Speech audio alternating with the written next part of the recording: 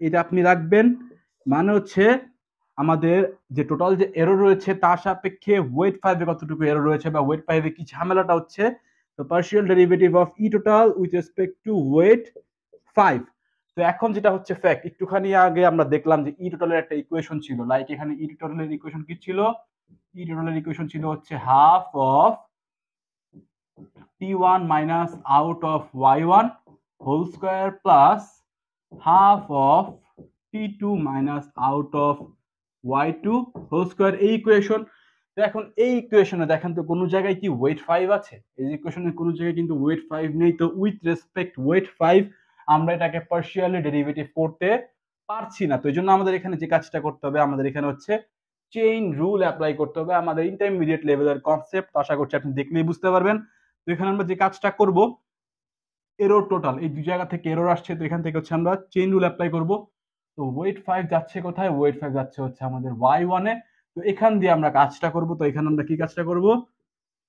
Partial derivative of error total divided by, যে কাজটা আমরা করব হচ্ছে পার্শিয়াল ডেরিভেটিভ অফ, এখান থেকে আমরা এই জায়গাতে আসি। তো এখানে হচ্ছে আমাদের output of y1, output of y1 multiplied with partial derivative of output of y1, chain rule apply করছি আমরা। তো এখান থেকে হচ্ছে এই নোডে যে আমাদের y1 রয়েছে, এখানে নেট y1, এটাকে আপনি y1 বললেই হয়। তো partial derivative of y1 multiplied with, এখানে আমরা আসবো হচ্ছে ওয়েট 5 এ। তো এখানে হচ্ছে আমাদের partial derivative of y1 with respect to weight 5। তো এতটুকু খাতায় মার্কআপ করে নেবেন। এখানে হচ্ছে আমরা চেইন রুল অ্যাপ্লাই করলাম। তো এখানে হচ্ছে আমাদের ই টোটাল তো দুইটা নিয়ে কাজ হচ্ছে, বাট আমাদের যে ওয়েট 5 আছে সেটা যাচ্ছে কোথায়? y1, এবং y1 থেকে আউটপুট যাচ্ছিল হচ্ছে আউট y1। তো আমরা এখান থেকে ব্যাক প্রপাগেট করছি বা হচ্ছে ব্যাকওয়ার্ড পাস করছি। তো এখানে এই আউট y1 থেকে আমরা গেলাম হচ্ছে y1 এ। তো y1 দিয়ে আমরা ডেরিভেটিভ করলাম এবং y1 এর সাথে আবার আমাদের এইটা যে রয়েছে ওয়েট 5 সেটা ডেরিভেটিভ করলাম। মানে হচ্ছে লাইক যদি আমরা কাটাকাটি করি, এইটা এটা ক্যান্সেল, এইটা এটা ক্যান্সেল, আলটিমেটলি এইটা এটা থাকছে। তো আশা করছি চেইন রুলের ফ্যাক্ট আপনি বুঝতে পেরেছেন। একটা বুঝলে বাকিগুলো সব আপনি অটোমেটিক বুঝে যাবেন। তো এখানে হচ্ছে যেটা ফ্যাক্ট, এই টোটাল তিনটা যে আমাদের টার্ম পেলাম, এই তিনটা টার্ম আলাদা আলাদা আমাদের ক্যালকুলেশন করতে হবে। তো এখানে আমাদের এই ভ্যালুটা লাগবে আউট y1, যেটা আমরা বলেছিলাম যে আপনি পাশে একটু মার্কআপ করে রাখবেন ই টোটাল। তো এখানে যদি আমরা ক্যালকুলেশন করি, সে এই এতটুকু যদি আমরা ক্যালকুলেশন করি, তো এখানে যেটা আসবে partial derivative of e total divided by what? partial derivative of out of y1। তো এখানে দেখেন এই যে ই টোটাল, এটাকে আমরা ডেরিভেটিভ করছি partial derivative with respect out of y1। তো এখানে যদি আমরা করি, তো এখানে আমাদের দেখেন এই টার্মটা থেকে কি আসবে? এই 2 পাওয়ার আগে চলে আসবে, মাল্টিপ্লাইড উইথ হাফ, দেন হচ্ছে multiplied with t1 minus out of y1 2 power minus 1। দেন এটাকে আমরা x ধরে নিয়েছি, বাট এটা অ্যাকচুয়াল x না। এখানে আমরা যেটা পাবো t1 কে ডেরিভেটিভ করলে with respect out of y1 আসবে হচ্ছে 0, মাইনাস এটা হচ্ছে আউট অফ y1, এটা আউট অফ y1, এখানে আমরা যদি ডেরিভেটিভ করি আমরা পাবো হচ্ছে 1, এতটুকু কাজ শেষ। প্লাস এখানে আমাদের আউট অফ y1 বলতে কিছুই নেই, তো এই টোটাল টার্মটা হয়ে যাবে হচ্ছে 0। তো এখান থেকে আমরা কি পাচ্ছি? 2 2 ক্যান্সেল, এখান থেকে আসছে হচ্ছে শুধু -1। তো minus t1 minus out of y1, 2 - 1 মানে হচ্ছে 1, 1 দিলেও হয় না দিলেও হয়।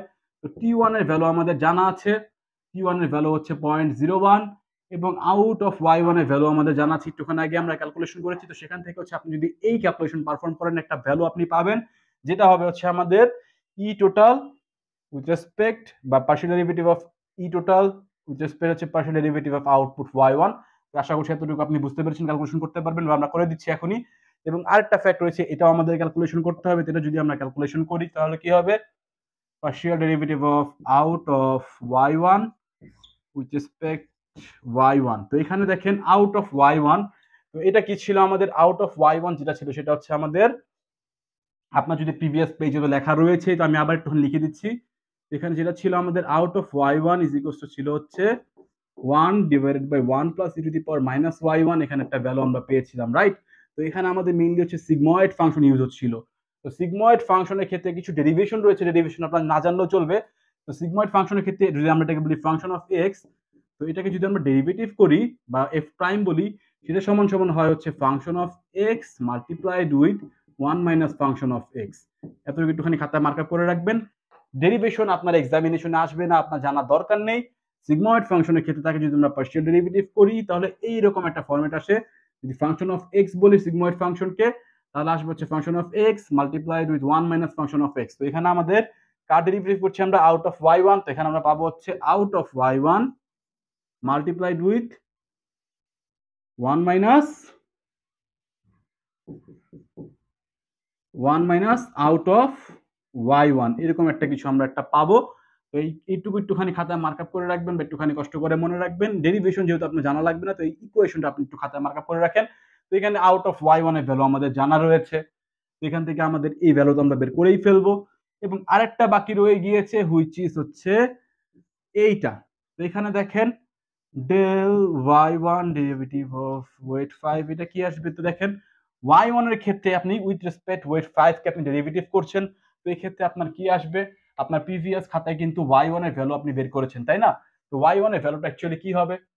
y1 এর ভ্যালু হবে হচ্ছে আপনার আউট h1, y1 সমান সমান দেখেন তো আপনি এরকম একটা কিছু পেয়েছিলেন কিনা, out of h1 multiplied with weight 5 plus out of h2 multiplied with weight 6 plus হচ্ছে বায়াস 2, এরকম একটা ছিল না কিছু? তো এইটার রেসপেক্ট হচ্ছে আপনি ওয়েট 5 দিয়ে হচ্ছে আপনি পার্শিয়াল ডেরিভেটিভ করেন, তাহলে আমাদের এই ওয়েট 5 এর এই ফ্যাক্টরটা হচ্ছে 1 হয়ে যাবে এবং জাস্ট এই আউট অফ h1 থাকবে এবং এইটার দুইটাই হচ্ছে ভ্যালু 0 হয়ে যাবে। তো মানে হচ্ছে আমরা y1 কে যদি পার্শিয়ালি ডেরিভেটিভ করি উইথ রেসপেক্ট হচ্ছে ওয়েট 5, আমরা কি পাবো? জাস্ট আউটপুট h1 পাবো। তো আউট h1 এর ভ্যালু আমাদের অলরেডি জানা রয়েছে, তো এখানে আমরা ভ্যালুটা বসিয়ে দিব। তো আমাদের এই তিনটা ভ্যালু আমরা পেয়ে যাব এবং তিনটা ভ্যালু পেয়ে যাওয়ার পরে হচ্ছে আমরা যেখানে যে কাজটা করব, এখানে হচ্ছে আমরা মাল্টিপ্লিকেশন করে বসিয়ে দিব। তো আপাতত আমাদের কাজ শেষ, তো আমরা ভ্যালুগুলো ক্যালকুলেশন করে নিচ্ছি। তো আমরা এই তিনটা ভ্যালু পেয়ে গেলাম, এই একটা ভ্যালু, এই একটা ভ্যালু এবং এই একটা ভ্যালু। তিনটা ভ্যালুকে মাল্টিপ্লিকেশন করার পরে আমরা এই একটা ভ্যালু পেয়েছি। তো এখন হচ্ছে কথা আমাদের এতটুকু এরর উইথ রেসপেক্ট হচ্ছে ওয়েট 5 ক্যালকুলেশন শেষ।